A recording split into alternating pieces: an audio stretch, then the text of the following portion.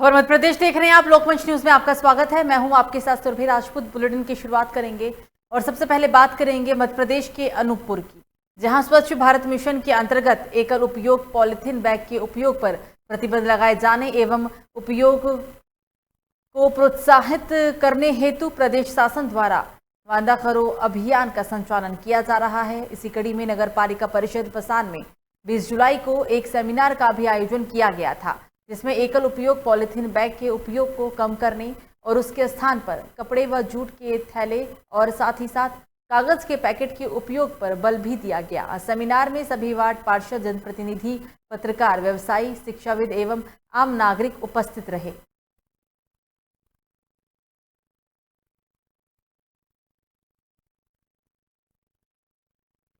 तो लगभग 1.5 महीने से लेट हो चुकी बारिश से आमजन और किसान खासे परेशान हैं। मानसून के रूठने से उमस भरी गर्मी से लोगों को फिलहाल निजात नहीं मिल पा रहा है। सूखे हो चुके जलाशय से खेतों तक पानी नहीं पहुंच पा रहा है। आपको बता दें कि शहर मुख्यालय से लगभग 15 किलोमीटर दूर ग्राम पायली में ऐसा ही नज़ारा देखने को मिला, जहां गांव वालों ने परंपरागत टोटकी को दोहराया। गांव के ईश्वरी पंडा ने कहा है कि ये पायली गांव की परंपरा है कि जब भी बारिश नहीं होती है तो हम बैल की पूजा करके उसकी सवारी करते हैं और शहनाई बाजे कर जुलूस निकालकर मां ज्वाला देवी के मंदिर जाकर पूजा अर्चना कर पानी बरसाने की प्रार्थना करते हैं, जो सफल भी होती है।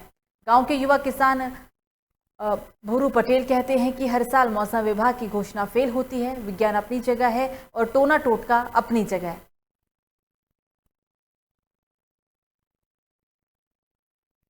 हमारे गांव में हर साल पानी वर्षा के लिए हम नहीं जानते, जब से हमारे बाप माँ आगे सब जाते हैं तब हम भी जाना चालू कर दिए हैं।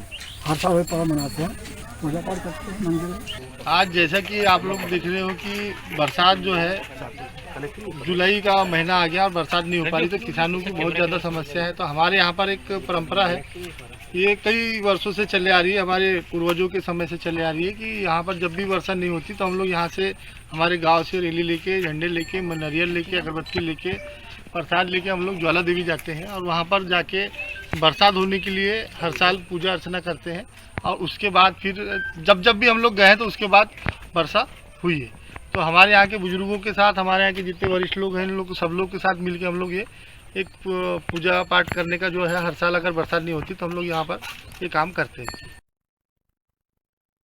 वैसे तो YouTube और Google दोनों ही ज्ञान बढ़ाने और मनोरंजन के साधन हैं। फर्क इतना है कि आप इसका उपयोग किसी काम के लिए करते हैं।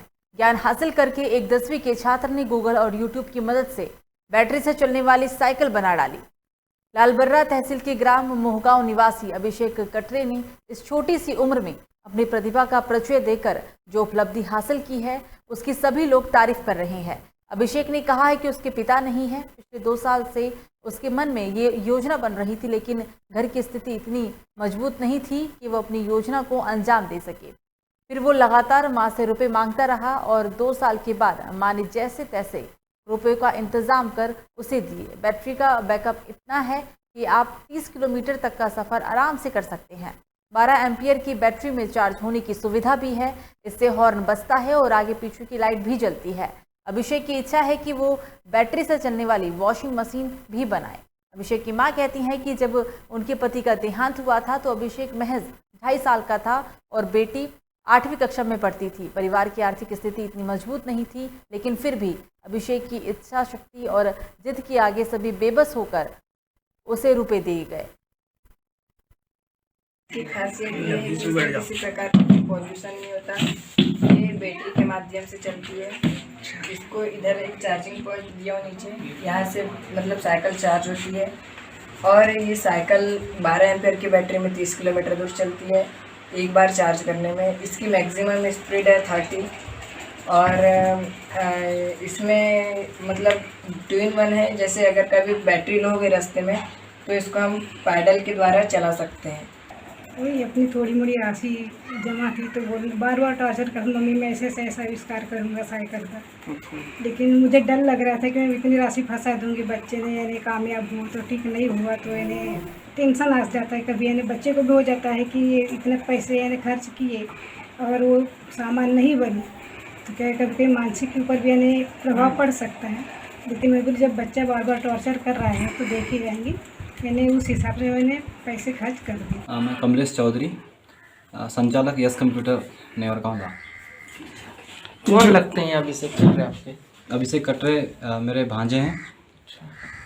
इन्होंने विगत 2 वर्षों से इनका सब प्रयास चल रहा था, गूगल के माध्यम से सर्च कर रहे थे। मैं अपनी मम्मी से भी, मेरी जो सिस्टर हैं दीदी से भी बोल रहे थे कि मम्मी मुझे थोड़े से मतलब पैसों की आवश्यकता है इसके सामान के लिए, मैं ऐसा मतलब कुछ आविष्कार करना चाहता हूँ साइकिल के ऊपर। तो इन्हें भी लॉकडाउन के बीच में अपना समय का सदुपयोग करते हुए थोड़ा यूट्यूब के माध्यम से, थोड़ा गूगल के माध्यम से और पूरी अपनी 100% अपनी मेहनत से अपना स्किल लगा के, कौशल लगा के इस साइकिल को बिल्कुल इस साइकिल में।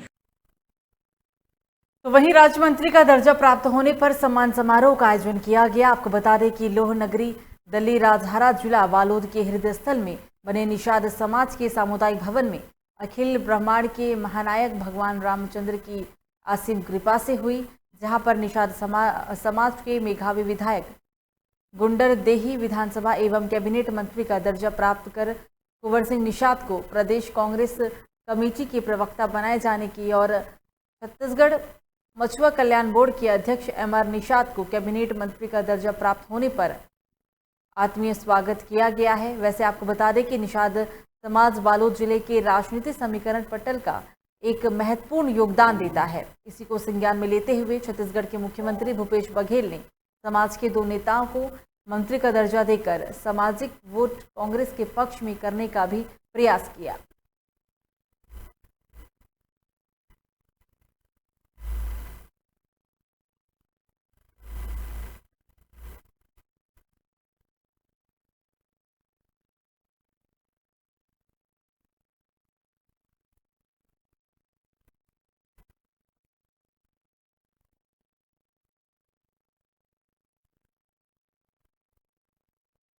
तो खबर ग्वालियर से है, जहां डबरा में एक नवविवाहिता को दहेज में कार के लिए 3 लाख रुपए न देने के बदले एसिड पिलाने का मामला सामने आया है। पीड़िता को गंभीर हालत में पहले ग्वालियर के एक अस्पताल में भर्ती कराया गया, बाद में हालत नाजुक होने पर दिल्ली रेफर कर दिया गया।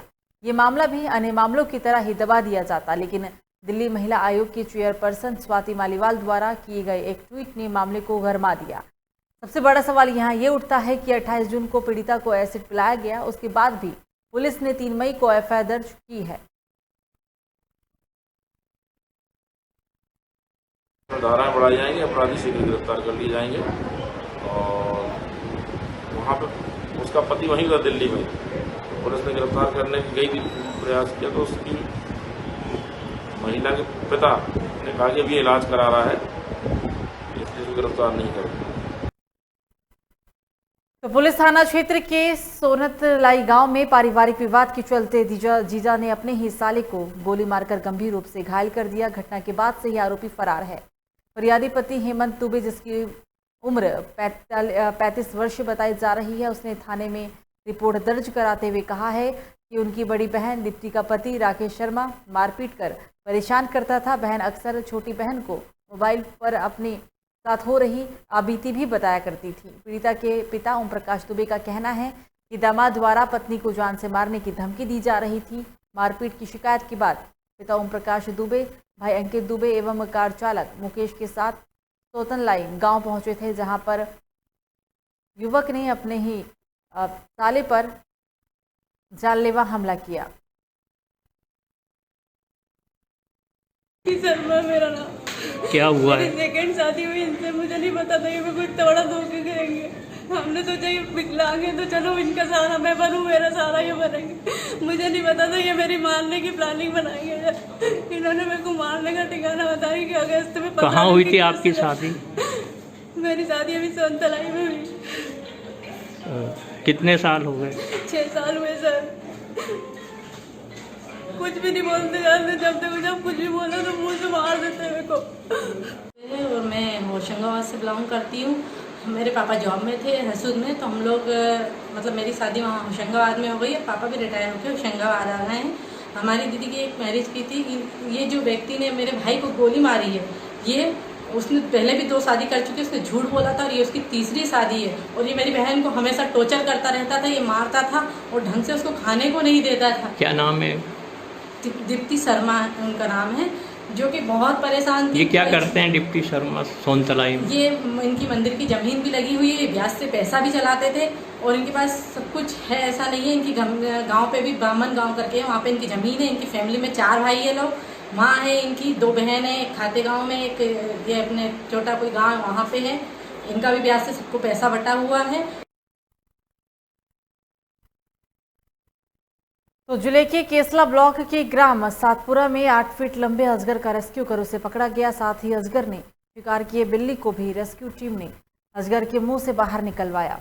बिल्ली का शिकार कर अजगर वहीं लकड़ियों के बीच बैठा हुआ था। इस रेस्क्यू में इस सर्व विशेषज्ञ अभिजीत यादव और रोहित यादव ने 20 मिनट की कड़ी मशक्कत के बाद अजगर को पकड़ लिया और उसे सुरक्षित जंगल के पुनर्वास के लिए छोड़ दिया। सर्व विशेषज्ञ अभिजीत यादव का कहना है कि इटारसी रेंजर जयदीप शर्मा के निर्देशन में ये रेस्क्यू किया गया है।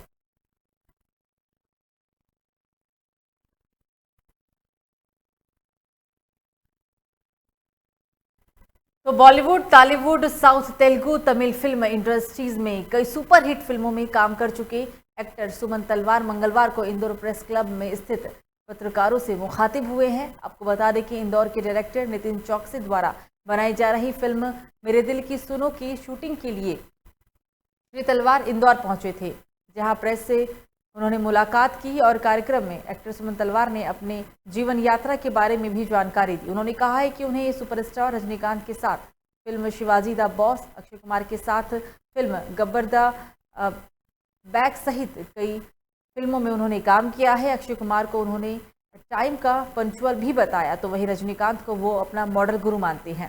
श्री तलवार ने कहा है कि उन्होंने बॉलीवुड सहित तमिल, तेलुगु, मलयालम, कन्नड़, भोजपुरी सहित कई भाषा में फिल्में की हैं। उन्होंने ये भी कहा कि तेलुगु भाषा में एक फिल्म में उन्होंने तिरुपति बालाजी का रोल भी किया था।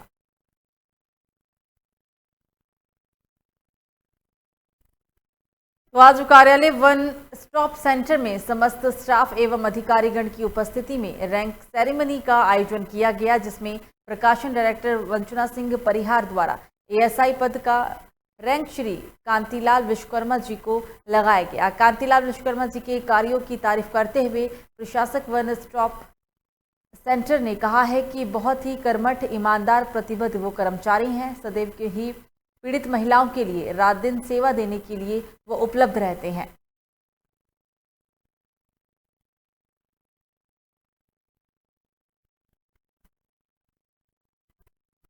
महिला एवं बाल विकास विभाग जिला इंदौर में विगत 2.5 से 3 वर्षों से पदस्थ श्री कांतिलाल विश्वकर्मा जी का कार्य बहुत ही प्रेरणादायी, बहुत ही अच्छा है। ये हमेशा महिलाओं की मदद के लिए तत्पर रहे हैं, प्रतिबद्ध रहे हैं। पूरे कोरोना काल में, जब से कोरोना काल स्टार्ट हुआ है, तब से उन्होंने हर जगह, कभी भी ये स्थिति नहीं पैदा हुई है जब ये बोलना पड़े कि ये काम अधूरा रह गया है।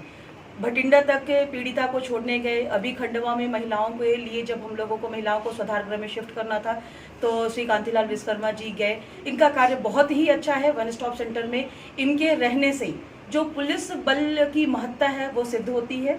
और आज वह सहायक उप निरीक्षक के पद पर पदोन्नत होकर हमारे वन स्टॉप सेंटर में काम कर रहे हैं। हमें बहुत खुशी है कि वो वन स्टॉप सेंटर का एक हिस्सा हैं और साथ ही साथ उनके उज्जवल भविष्य की शुभकामनाएं हैं। मुझे आज बहुत खुशी है, मैडम ने मेरा सम्मान किया है एएसआई बनने की खुशी में। मैं बहुत दिन से इंतजार कर रहा था, आज मेरी जो मनोकामना वो पूर्ण हो गई है। मैं वन स्टॉप सेंटर पर पदोन्नत होकर एएसआई के पद पर कार्यरत हूँ। तो पनागर थाना अंतर्गत उमरिया के पास आज सुबह मजदूरों से भरा एक ऑटो पलट गया, जिसमें 28 मजदूर सवार थे, जिसमें एक बच्ची जिसकी उम्र 20 वर्ष बताई जा रही है। दबने के कारण उसकी मौत हो गई। जानकारी के मुताबिक टिकरा बांधा जिला डिंडोरी के निवासी 28 मजदूर रोपा लगाने के लिए ग्राम बधौड़ा पनानगर जा रहे थे, लेकिन तभी तेज रफ्तार ऑटो के सामने एक ट्रैक्टर आ गया, जिसके कारण तेज रफ्तार ऑटो अनियंत्रित होकर पलट गई। फिलहाल जो भी घायल हैं, सभी घायलों को इलाज के लिए जिला अस्पताल के अंदर भर्ती कराया गया है। टिकरा बांधा के हैं डिंडोरी के जितने घायल हुए और एक मृतिका है उषा गो। ये लोग क्या था, यहाँ बमनौदी में धान रोपा लगवाने के लिए मजदूरी करने आ रहे थे।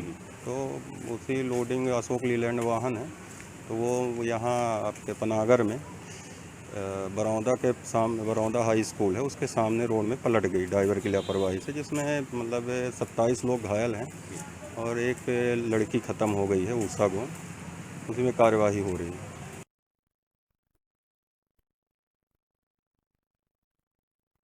तो कलेक्टर जबलपुर करमवीर शर्मा एवं पुलिस अधीक्षक जबलपुर सिद्धार्थ बहुगुणा ने आज बुधवार को सुबह मुफ्ती आजम मध्य प्रदेश मौलाना हजरत मोहम्मद हामिद अहमद सिद्दीकी से रानीताल ईदगाह में जाकर मुलाकात करते हुए ईद उल अजहा पर बधाई दी और मीडिया के द्वारा बात करने में पुलिस अधीक्षक एवं कलेक्टर ने कहा है कि हमारे द्वारा जायजा कर कोरोना प्रोटोकॉल के तहत शांतिपूर्ण तरीके से पूरे शहर में ईद मनाई गई।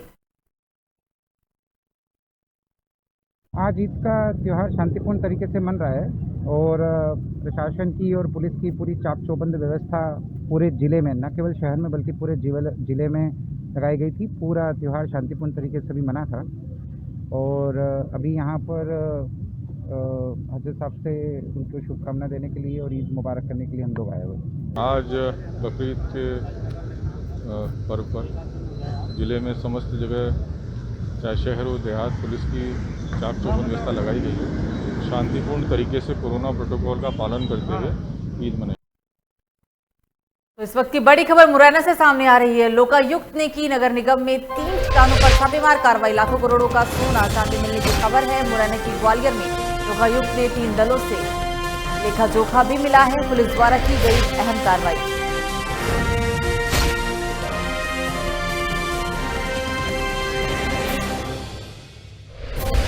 लोकायुक्त की बड़ी कार्रवाई, लोकायुक्त ने नगर निगम में 3 ठिकानों पर छापेमार कार्रवाई की है, जिसमें लाखों करोड़ों का सोना चांदी मिलने की खबर सामने निकल कर आ रही है। हालांकि आपको बता दें कि मुरैना और ग्वालियर में लोकायुक्त के 3 दलों से लेखा जोखा भी मिला है। फिलहाल पुलिस के द्वारा आगे की कार्रवाई की जा रही है।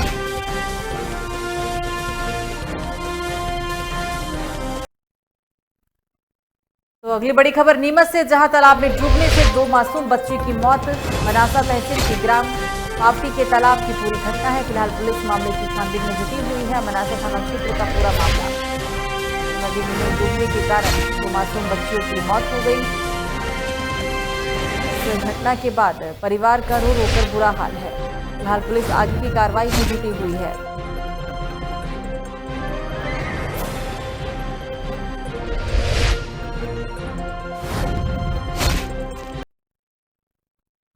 तो ओरछा अभयारण्य क्षेत्र के जंगल में सिहपुरा गांव के पास की गई वन विभाग के चौकीदार की हत्या के मामले में पुलिस ने पूरे हत्या का खुलासा कर दिया है। चौकीदार की हत्या 2 सगे भाइयों ने जंगल में जानवरों की हड्डी बीनने के दौरान की थी।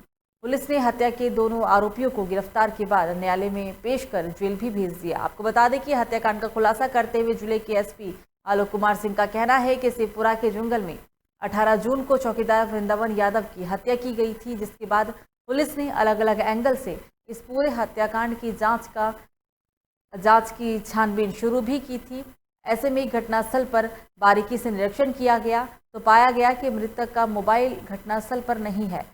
पुलिस को इस बात का इंतजार था कि हो ना हो ये मोबाइल ही उसके इस अंधे कत्ल के खुलासे की ओर ले जाएगा। जब सभी तरफ से निराशा हाथ लगी, तभी आरोपियों के द्वारा एकाएक इस मोबाइल में दूसरी सिम डाली गई और एक ऐसी कड़ी पुलिस के सामने आई जो इस मामले के खुलासे में काफ़ी अहम बनी है। ये पिछले महीने की 18 जून को सिंहपुरा जंगल ओरछा में एक वृंदावन यादव निवासी सिंहपुरा की 100 मिली थी, जिसमें से बारीकी से निरीक्षण करने पर पाया गया कि पत्थर से सिर कुचलकर हत्या की गई है, जिस पर आगे विवेचना की गई। थाना ओरछा में अपराध दर्ज करके और विवेचना के दौरान ये पता चला कि कुछ लोग जंगल में मृत जानवरों की हड्डी बीनने आते हैं, जिसकी मृतक द्वारा वीडियो बना करके चालान बनाने की बात कही गई थी, जिससे कि दोनों आपस में विवाद हो गया था। उस विवाद के कारण आरोपी वसीम एवं अजीम, जो कि हड्डी निवासी खेलार जिला झांसी के रहने वाले हैं, ये हड्डी बीनने यहाँ सिंहपुरा जंगल में आते थे। इन लोगों ने उसको विवाद पर से धोखे से पीछे से पत्थर मार करके हत्या कर दी और मृतक की मोबाइल इनके कब्जे से और अन्य मृतक के अन्य सामान इनके कब्जे से बरामद कर लिया गया है और आरोपीगणों को अरेस्ट करके और जुडिशियल रिमांड पर भेजा गया। तो खबर निवाड़ी से है, जहां 8 महीने की बच्ची को कंधे पर लेकर शिद्दत से ड्यूटी करती महिला आरक्षक भीषण गर्मी और उमस के बीच प्रभारी मंत्री के कार्यक्रम में लगी हुई है। महिला आरक्षण शालिनी लखेरा की ड्यूटी, पति जेल विभाग में है और घर पर कोई नहीं होने से वो रोज ही अपनी 8 महीने की बच्ची को अपने साथ लेकर आती है और ड्यूटी करती है। आज भी प्रभारी मंत्री गोपाल भार्गव के जिले के दौरे पर वो अपनी बच्ची को लेकर सामुदायिक स्वास्थ्य केंद्र में ड्यूटी पर तैनात हैं।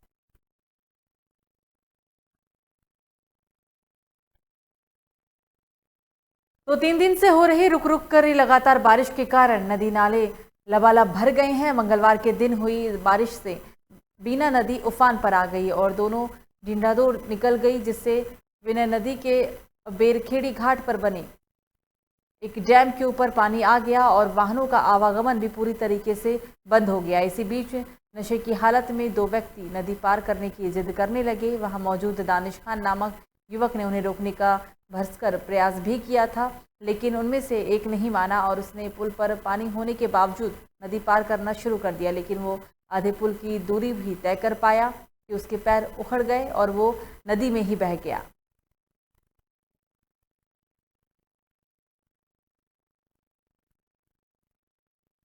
तो जावरा का एक ऐसा दृश्य जिसने भी देखा देखते ही रह गया। जी हाँ, हम बात कर रहे हैं रतलाम जिले की जावरा तहसील की लाला गली की, जहां पर एक बंदर वो उसका बच्चा लाइट के तारों को पार कर रहे थे, लेकिन तभी अचानक बंदर के बच्चे को करंट लग जाता और फिर बच्चा देखते ही देखते नीचे गिर जाता है और फिर देखने वालों की भीड़ भी जुट जाती है। कोई उसे पानी पिलाता है तो कोई सेवा में जुट जाता है। इसी नज़ारे को देखते हुए बंदर ने अपने बच्चे को बचाने का हर प्रयास किया है। जैसे ही बंदर ने अपने बच्चे को उठाते हुए छत की ओर ले चला, अचानक बंदर का बच्चा वहां से छूट गया, फिर वो नीचे गिर गया। लेकिन इस बार भी बच्चे की मां ने हार नहीं माना और फिर से प्रयास किया और फिर थोड़ी देर बाद बच्चे को उठाकर छत पर वो ले गई। फिर ऐसे ही आखिरकार उसने अपने बच्चे को बचा लिया।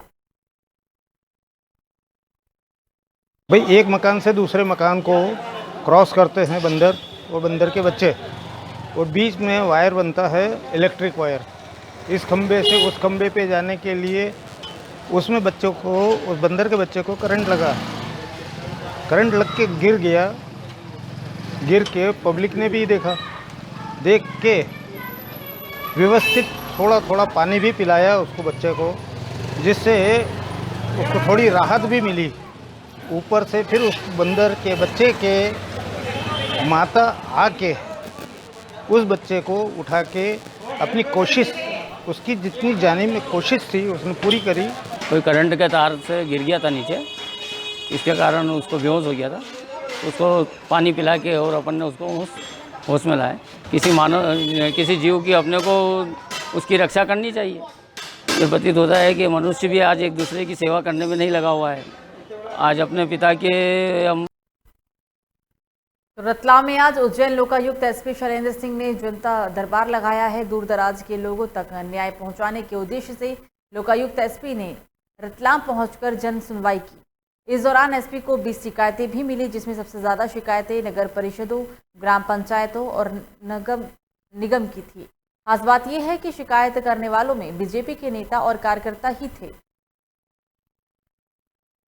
ये मामला था सर, ये उच्च न्यायालय के आदेश के अनुसार पूर्व में जीवीएल की भूमि की नीलामी की प्रक्रिया प्रारंभ की गई थी। इसमें जो है तत्कालीन जो जिम्मेदार अधिकारी लोग हैं उनके द्वारा बोली में भाग, जैसे बोली में अगर मैंने भाग लिया है और मैंने पैसे जमा करा है तो नीलामी समाप्त होने पर जो है रजिस्ट्री मेरे नाम होना चाहिए। और इसमें ऐसा न होते हुए जिस व्यक्ति के नाम बोली स्वीकृत हुई है उसको रजिस्ट्री न कराते हुए इनके द्वारा दूसरे और तीसरे पक्ष को रजिस्ट्री की गई और इस प्रकार से सरकार को राजस्व की करोड़ों रुपए की हानि पहुंचाई।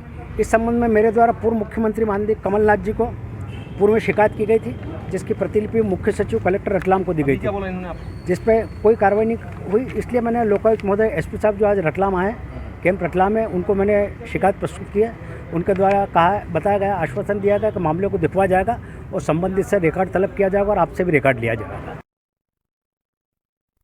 तो खबर सिवनी के कुरई थाना की है, जहां जानवरों से भरी एक महिंद्रा जालू को देखा गया, जिसमें क्रूरतापूर्वक से जानवरों को भरा गया था। गाड़ी अचानक खराब हो जाने के बाद गाड़ी चालक व अन्य एक व्यक्ति मौके से फरार होने में कामयाब रहे। तभी ग्रामीणों की नज़र गाड़ी पर पड़ी, जिसमें 6 जानवरों को क्रूरतापूर्वक भरा हुआ देखा गया।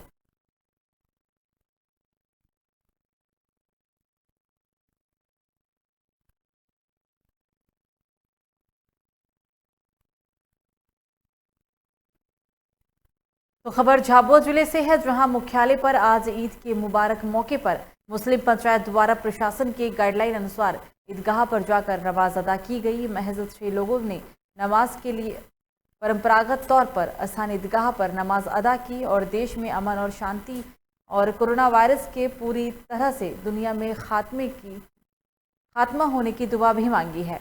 ईदगाह पर मौलाना गुलाम नबी रिजवी द्वारा अदा की गई है। इस अवसर पर केवल 6 लोग ही ईदगाह में मौजूद थे। बरादरान इस्लाम, अल्लाह रब्बुल आलमीन कुरान करीम में इरशाद फरमाता है कि तुम नमाज पढ़ो और उसकी रज़ा के लिए क़ुरबानी करो। तो हमने अल्हम्दुलिल्लाह यहाँ पर नमाज ईद उल अज़हा को अदा किया है और जो कानून हैं, जो कवानीन बनाए गए हैं, उसके उसूल के मुताबिक अल्हम्दुलिल्लाह हमने उसी का पालन करते हुए, प्रशासन का पालन करते हुए यहाँ नमाज ईद उल अज़हा की नमाज को हमने अदा किया और 5 लोगों ने अदा किया है। और हमने यहाँ देश के लिए दुआ की है, सलामती की दुआ की है और कोरोना से नेस्त नाबूद की, दुनिया भर से कोरोना की नेस्त नाबूद की दुआ की है। अल्लाह पाक की बारगाह में दुआ है, अल्लाह रब्बुल आलमीन अपने हबीब के सदक़े हमारे मुल्क में अमन व अमान अता फरमाए और दुनिया भर से इस बीमारी को नेस्त नाबूद फरमाए। और जो रब की रज़ा के लिए क़ुरबानी कर रहे हैं, मौला ताला उन तमाम की क़ुरबानियों को अपनी बारगाह में मकबूल फरमाए, उनको उसको बख्शिश व नजात का ज़रिया बनाए। तो फिलहाल बुलेटिन में मुझे दीजिए इजाजत। लोकमंच न्यूज़ पर खबरों का सिलसिला जारी रहेगा। नमस्कार।